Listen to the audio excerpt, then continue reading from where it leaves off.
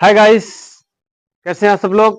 एक बार फिर से आपके अपने चैनल डिलीज में आपका मोस्ट वेलकम। फ्रेंड, मैं हूं किस्मारी। मैं लेकर हूं बहुत ही मोस्ट इंपॉर्टेंट टॉपिक। फ्रेंड, आज जिस टॉपिक में मैं चर्चा करने वाला हूं बहुत ही मोस्ट इंपॉर्टेंट और बहुत ही नॉलेजफुल होने वाला है। चलिए फ्रेंड, तो फ्रेंड स्टार्ट करने से पहले अगर हमारे चैनल पे आप लोग नए हैं तो एक बार प्लीज गाइस एक बार चैनल को सब्सक्राइब कर दें और बेल आइकन का नोटिफिकेशन जारी कर दें, जिससे कि हर एक नया आने वाला वीडियो का नोटिफिकेशन आप तक पहुंच सके। चलिए फ्रेंड स्टार्ट करते हैं। तो फ्रेंड, आज जिस टॉपिक पर मैं चर्चा करने वाला हूं बहुत ही मोस्ट इंपॉर्टेंट और बहुत ही नॉलेजफुल होने वाला है फ्रेंड। तो आइए स्टार्ट करते हैं, चलते हैं। आज जिस टॉपिक चर्चा करूंगा वो है ईटीपी, यानी इफ्लुएंट ट्रीटमेंट प्लांट। यानी कि जो पिछला वीडियो मैंने एसटीपी पे चर्चा किया था, एसटीपी प्लांट के बारे में बताया था, प्रोसेस फ्लो समझाया था, कैसे वर्क करता है, कैसे क्या करता है, उस पर मैंने बात किया था। आज मैं लेकर आया हूं ईटीपी, इफ्लुएंट ट्रीटमेंट प्लांट। तो फ्रेंड, ये जो इफ्लुएंट होता है, इफ्लुएंट का मतलब क्या होता है फ्रेंड? जो इफ्लुएंट होता है, इफ्लुएंट का क्या मतलब होता है? इफ्लुएंट का मतलब ये होता है कि जो वाटर, जैसे कोई केमिकल इंडस्ट्री है, केमिकल प्लांट है, या कोई इंडस्ट्री एरिया है जहां से ये प्लांटों से जो गंदा पानी निकल के आता है उसको हम बोलते हैं इफ्लुएंट। यानी कि प्लांट से जो उसके अंदर केमिकल भी हो सकता है, या कुछ लोहा आयरन वगैरह हो सकता है, या उसके अंदर बहुत सारे इंग्रेडिएंट वगैरह, पॉलीथिन और घातक केमिकल, और इसके अंदर पॉलिश पेंट जिसे बोलते हैं, पेंट भी हो सकता है। काफी चीजें ऐसी हैं जो प्लांट के अंदर से निकालकर पानी के अंदर छोड़ दी जाती है। वो पानी क्या है फ्रेंड? वो करता क्या है? वो पानी गटर के द्वारा नदियों नालों में चला जाता है। वो क्या करता है, उसके अंदर इतने घातक केमिकल होने के साथ साथ वो पानी इतना जहरीला और इतना प्रदूषित हो जाता है कि उसमें कोई भी जलीय जीव या कोई भी पशु पक्षी उस पानी को यूज में नहीं ले सकता या उसको सेवन नहीं कर सकता। यानी कि जो जलीय जीव है उस पानी में अपने जीवन को सर्वाइव नहीं कर पाएंगे। ठीक है फ्रेंड? तो क्या करते हैं, इस पानी को जो हम लोग हैं ईटीपी के थ्रू इस पानी को ट्रीट कर करके फिर इस पानी को हम ड्रेन में छोड़ सकते हैं। यानी कि जो पानी है उसको साफ करिए, फिल्टर करिए। यानी कि जो इसके अंदर जो भी केमिकल है या कोई जो भी पार्टिकल है या कोई भी गंदगी है उसको पहले क्लीन करिए, इसके बाद फिर उस पानी को छोड़िए, जिससे कि जो जलीय जीव है उसके जीवन पर कोई घातक प्रभाव ना पड़े। ठीक है फ्रेंड? तो ये इफ्लुएंट का मतलब है, यानी कि जो इंडस्ट्री से निकल के जो पानी आता है उसे हम इफ्लुएंट वाटर कहते हैं। ठीक है फ्रेंड? चलिए स्टार्ट करते हैं। तो उसमें क्या है कि जैसे हम लोग, उसमें हम लोगों की भी अहम भूमिका रहती है। जो भी पानी है हम लोग इंडस्ट्री से निकल के आ रहा है उसमें हम भी शामिल हैं, क्योंकि इंडस्ट्री तो हम ही लोग बनाए हुए हैं, हम ही लोग चला रहे हैं।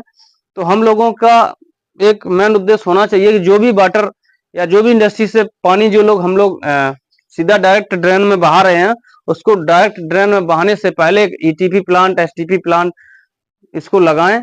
इससे क्या है कि जो पानी के अंदर जो भी केमिकल हैं उनको हम लोग रिमूव कर लेंगे। रिमूव करने के बाद फिर उस पानी को हम लोग ड्रेन में या लॉन एरिया में या गार्डन एरिया में हम उसको सिंचाई के लिए या ड्रेन एरिया में छोड़ सकते हैं, जिससे किसी भी पशु पक्षी या जीव जंतु को कोई भी उस वाटर से हानि नहीं होगी, क्योंकि उस पानी से सारा केमिकल, सारी शुद्धियां रिमूव कर ली गई हैं। ठीक है फ्रेंड? तो ये हमारे लिए अच्छा है और ये गाइडलाइन जो है हम लोगों को फॉलो करनी चाहिए। तो चलिए फ्रेंड, हम लोग अभी जो इफ्लुएंट वाटर जो है एसटीपी जो हम बता रहे हैं, इसको 3 प्रकार से हम लोग ट्रीटमेंट इसका करेंगे। पहले फिजिकल ट्रीटमेंट, फिर बायोलॉजिकल ट्रीटमेंट और टर्सरी ट्रीटमेंट। चलिए फ्रेंड स्टार्ट करते हैं। तो फिजिकल ट्रीटमेंट में क्या आता है, और आज मैं जो ईटीपीएस के बारे में समझाएंगे कि इसमें कितने प्रकार के ट्रीटमेंट, तो मैंने बता दिया 3 प्रकार का ट्रीटमेंट होता है। इसके बाद फिर इसमें कौन कौन से कंपोनेंट लगते हैं, इसका कैसे प्रोसेस फ्लो होता है, इसमें से क्या क्या रिमूव किया जाता है, कैसे पानी फिल्टर होता है, ये सारी प्रोसेस आज हम समझाने वाले हैं। तो बने रहिए फ्रेंड, दिल थाम के बैठिए। तो फ्रेंड, और वीडियो बहुत ही इंफॉर्मेटिव होने वाला है, तो फ्रेंड वीडियो के अंत तक बने रहें, वीडियो को पूरा देखें। तो फ्रेंड चलिए स्टार्ट करते हैं। तो ये हमारा जो है, यहां से जो ये वाटर आया है ये हमारा है इफ्लुएंट वाटर। ठीक है फ्रेंड? यहाँ से इफ्लुएंट वाटर निकला, यानी कि जो इंडस्ट्री है वहां से हमने एक अपना जो प्लांट है, जैसे मान लीजिए हमारा इंडस्ट्री एरिया है, उसमें हमने एक ईटीपी प्लांट लगा दिया, तो वहां से आया ये स्टोरेज, एक हमने टैंक बना दिया, स्टोरेज टैंक। इसमें हमने उस वाटर को फिल कर लिया जो हमने इंडस्ट्री से निकल के आया, यानी कि उसमें जो केमिकल था और भी जो इंग्रेडिएंट है वो सब मौजूद है उसमें।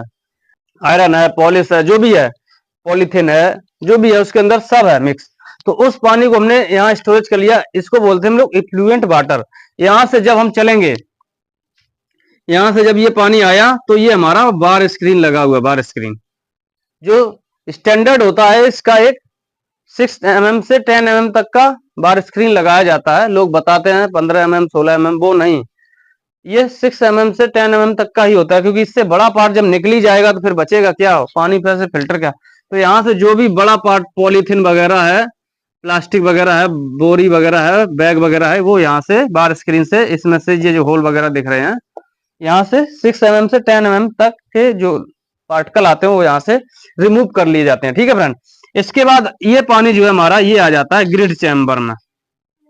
ये पूरा हमारा ग्रिड चैम्बर है। ग्रिड चैम्बर में क्या होता है, जैसे स्क्रीन से क्या होता है, पॉलीथिन वगैरह पन्नी हम लोग रिमूव कर पाते हैं, लेकिन या बड़ा पार्ट है जैसे पत्थर वगैरह बड़ा है तो वो निकल जाएगा, लेकिन छोटा पत्थर है जिसे पेबल्स या ग्रेवल्स बोलते हैं, वो हमारा इसके अंदर आ जाता है। स्क्रीन फाइन स्क्रीन से होता हुआ, जिसे हम लोग बार स्क्रीन बोलते हैं, यहां से निकल के पानी के साथ वो यहाँ आ जाता है ग्रिड चैम्बर में। अब क्या करते हैं, ग्रिड चैम्बर में जब आने के बाद इसको हम लोग इस तरीके से डिजाइन करते हैं कि एक तरफ इसको हम लोग डाउन बेस बनाते हैं, जिससे कि जो भी पार्टिकल या सिलज, धूल मिट्टी जो भी है वो एक साइड पे अपना स्थिर हो जाती है, आके सेटल डाउन हो जाती है। तो उसको हम लोग क्या करते हैं, यहाँ से बाल लगा रखा है, उसको खोल दिया और यहाँ से हम लोग इस बाल को खोला, तो ये जो जो पेबल्स ग्रेबल्स है उसको यहाँ से हमने निकाल लिया, यानी डिस्पोज कर लिया। इसके बाद जो पानी जो बचता है ऊपर का, उस पानी के साथ धूल, डस्ट, सिलज, बालू, वो पानी के साथ आती है यहाँ पे ऑयल ग्रीस चैम्बर में। और जो पानी के साथ रहता है, पानी के साथ ऑयल ग्रीस भी आता है।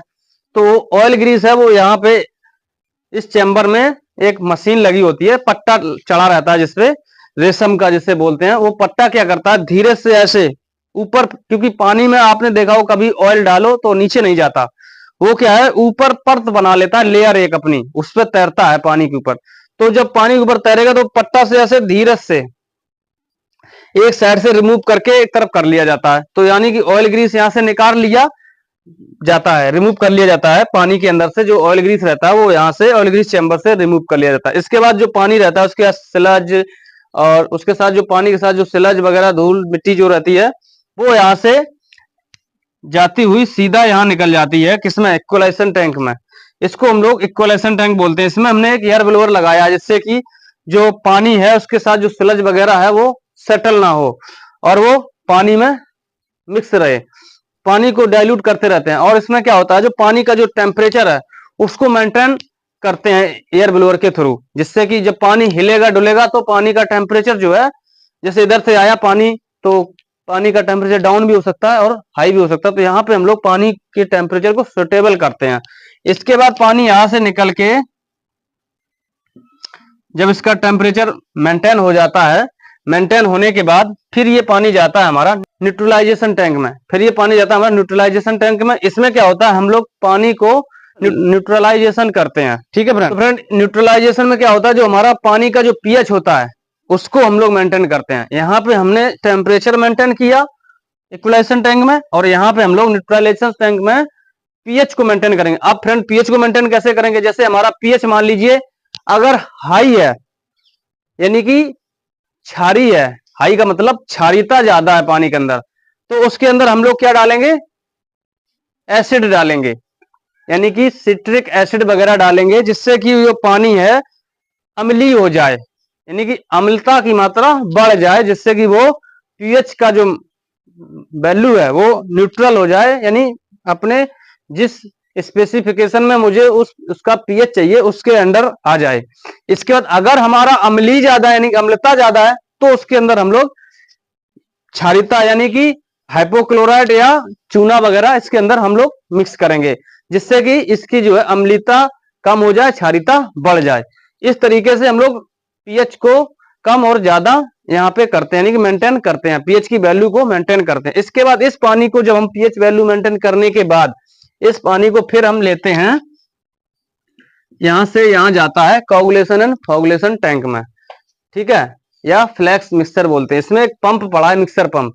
यहां से क्या होता है, इस पानी को मिक्स करता है मिक्सर पंप, तो यहाँ पे कोगुलेशन और फ्लोगुलेशन होता है। इसमें न्यूट्रिफिकेशन भी होता है कि इसमें जो नाइट्रोजन गैस होती है उसको भी यहाँ से रिमूव करता है ये मिक्सर पंप, ठीक है।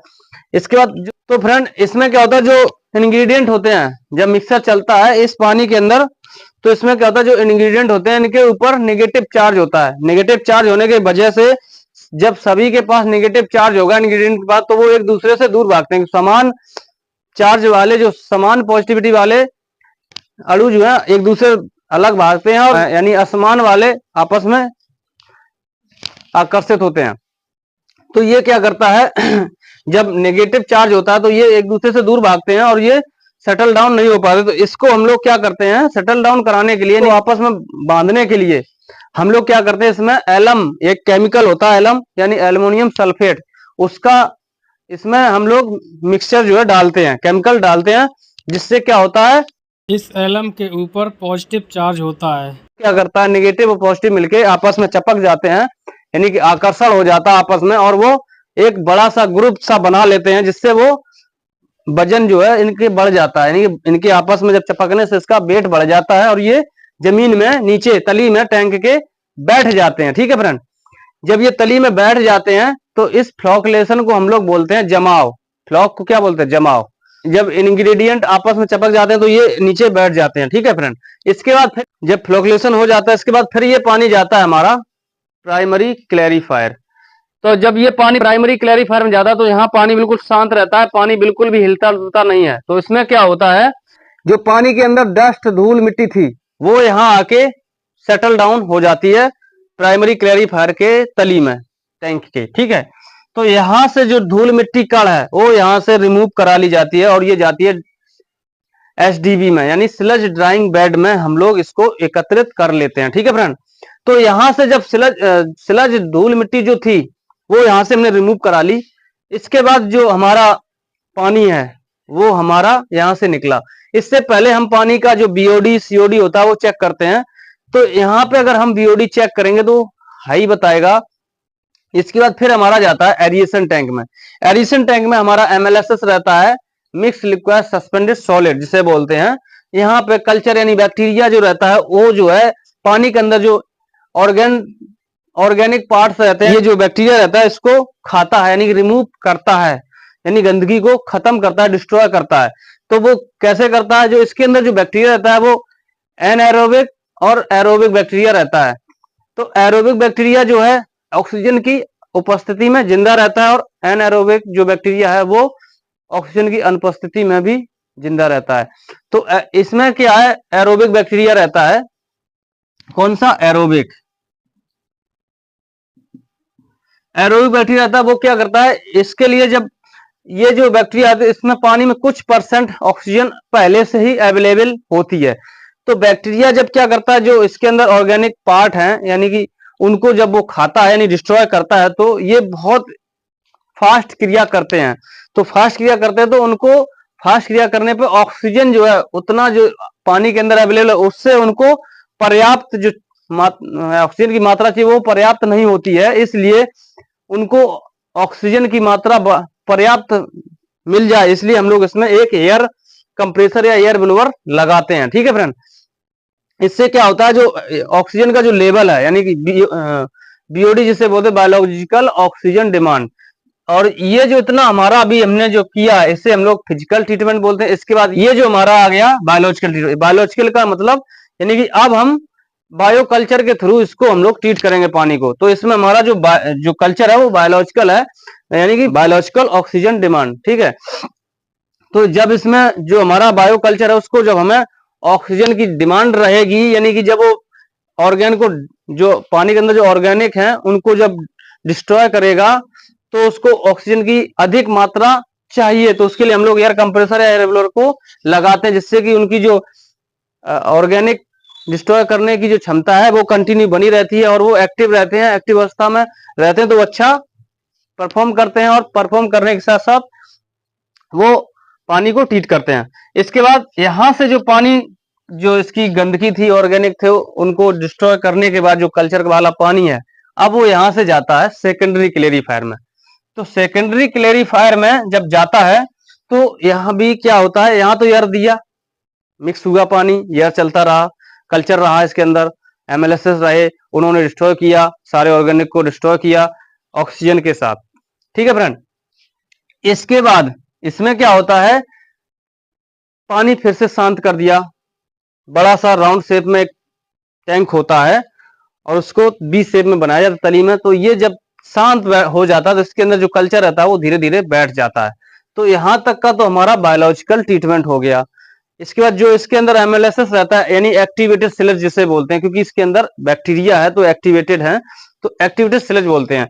इस स्लज को हम लोग यहां लेकर के यहाँ आते हैं, यहां से बाल खोल दिया, यहाँ आ गया, तो इसमें एक स्लज रिसाइकल पंप लगा हुआ है। कुछ बैक्टीरिया, यानी कि 100% बैक्टीरिया था, उसमें से 30% बैक्टीरिया हमने यहां से लेके आए, यहां ले लिया और इस स्लज पंप के थ्रू यहां से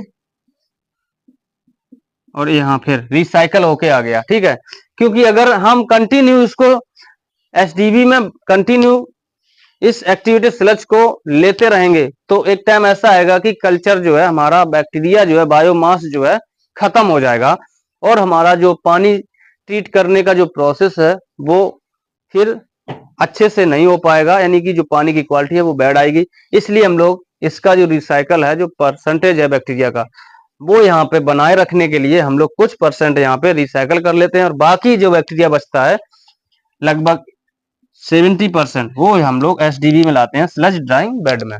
यहाँ पे हमारा एनारोबिक बैक्टीरिया रहता है, जिसे हम लोग बोलते हैं एनारोबिक बैक्टीरिया, जो ऑक्सीजन की अनुपस्थिति में भी जिंदा रहता है। ये हमारा ऑक्सीजन की उपस्थिति में जिंदा रहता है, इसलिए एरोबिक बैक्टीरिया।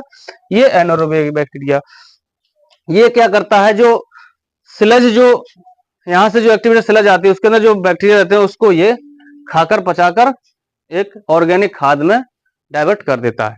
तो ये प्रोसेस रहता है। इसके बाद यहां से आया तो हमने जब यहाँ बीओडी चेक किया तो हमारा हाई रहा, यानी कि जब सेकेंडरी क्लेरिफायर के बाद जब हम बीओडी चेक करेंगे तो हमारा डाउन रहेगा, यानी कि मेंटेन रहेगा। क्यों? क्योंकि जो इसके अंदर जो बायोमास था, कल्चर था, उसने जो है सारे ऑर्गेन को डिस्ट्रॉय कर दिया।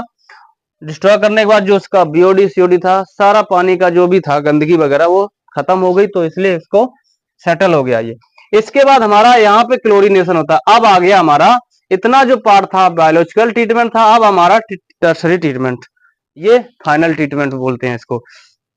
यहाँ पे हम लोग पानी में क्लोरीनेशन करते हैं, यानी कि क्लोरीन डोज करते हैं, जिससे कि जो पानी के अंदर कुछ बैक्टीरिया, यानी कि 90% बैक्टीरिया बैठ गए या 95% बैक्टीरिया यहाँ बैठ जाते हैं, सेटल डाउन हो जाते हैं। इसके बाद कुछ बैक्टीरिया 0.5 यानी 5% बैक्टीरिया पानी के साथ यहाँ आ जाता है, तो उसको मारने के लिए हम लोग क्लोरीनेशन करते हैं, जिससे कि जो बैक्टीरिया है पानी के अंदर ना आए, वो वहीं किल कर लिया जाता है और ये पानी जो सरफेस वाटर वो यहाँ आ जाता है। इस पानी को हम लोग लॉन एरिया या गार्डन या सिंचाई के लिए यूज कर सकते हैं, या इसको अब हम ड्रेन में छोड़ सकते हैं, जिससे कि इससे क्या है, कोई भी जलीय जीव को कोई भी क्षति नहीं होगी, यानी कोई हानि नहीं, वो अपने जीवन को आसानी से उस पानी में सरवाइव कर सकते हैं। इसके बाद अगर इस पानी को हम लोग पीने के लिए यूज करना चाहते हैं, तो इस पानी को जब हम लोग अगर पीने के लिए यूज करना चाहें तो इस पानी को हम लोग आरओ वाटर सॉफ्टनर के थ्रू, इसको हम लोग डीएम प्लांट के थ्रू गुजार करके और इस पानी को हम लोग पीने के योग्य बना सकते हैं और इस पानी को हम पी सकते हैं। तो फ्रेंड, ये था पूरा प्रोसेस ईटीपी का, इफ्लुएंट ट्रीटमेंट का। और अगर आपको हमारा एसटीपी वाला देखना है, पूरा प्रोसेस समझना है एसटीपी का, तो हमारा इसका डिस्क्रिप्शन में लिंक मिल जाएगा, उससे आप देख सकते हैं। तो फ्रेंड, ये थी जानकारी पूरे ईटीपी की। आपको समझ में आ गया कि कैसे कैसे ये पानी जाता है, कितने ट्रीटमेंट होते हैं। तो इसमें 3 प्रकार से ट्रीटमेंट होता है, फिजिकल ट्रीटमेंट, बायोलॉजिकल ट्रीटमेंट और टर्सरी ट्रीटमेंट। इसमें क्या क्या कंपोनेंट लगे होते हैं वो मैंने आपको बता दिया, कौन से टैंक से कहाँ पानी जाता है, कैसे प्रोसेस होता है, क्या क्या चीज कहाँ रिमूव होती है, वो सारा हमने आपको समझा दिया। तो फ्रेंड, आशा है कि ये टॉपिक आपको समझ में आया होगा। अगर समझ में आया तो कमेंट बॉक्स में जाकर कमेंट जरूर करें और फ्रेंड अपना एरिया जरूर डाल दिया करें कि आप किस एरिया से बिलोंग करते हैं और कहाँ रहने वाले हैं, तो मुझे इससे आइडिया हो जाता है कि हमारा वीडियो कहाँ कहाँ तक जाता है। चलिए फ्रेंड, आज का टॉपिक बस यहीं खत्म करते हैं, फिर मिलेंगे एक नए टॉपिक के साथ। तब तक के लिए मुझे दीजिए इजाजत। नमस्कार फ्रेंड, बाय बाय, जय हिंद।